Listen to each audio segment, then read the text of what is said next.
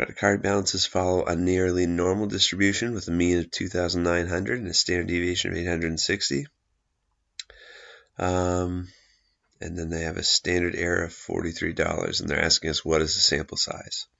So when they're talking about a standard error and the mean is involved, then it's like a slightly modified version of the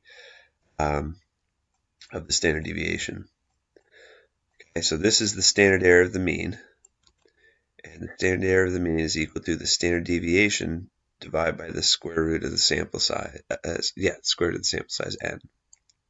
So they've given us the standard deviation of the entire data set. They said it's 2,900. No, sorry, that's the mean. That's the mean. Okay, so 2,900 is the mean. We don't want to plug that anywhere in this formula. We want to plug 860 in for the standard deviation. The study results in a standard error of 43. So this is the standard error. It's $43. And we don't know the sample size. So what sample size is used in the study? You've got to solve for n here. So with algebra, the first step you want to do is multiply both sides by the square root of n.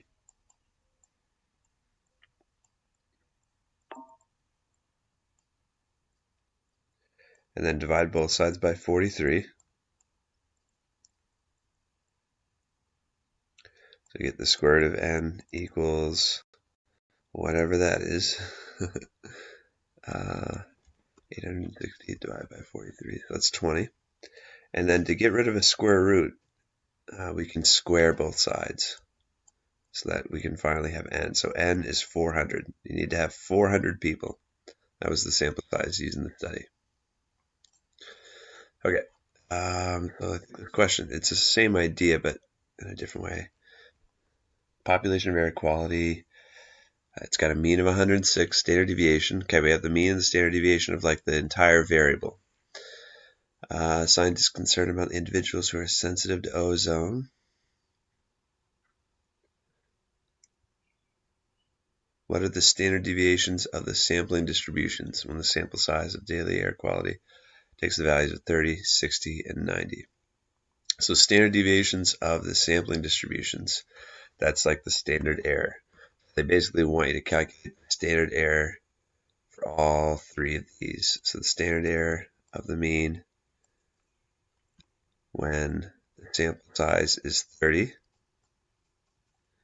the standard error of the mean when the sample size is 60, and note that I'm plugging in 20 into the top because I said the standard deviation is 20, right?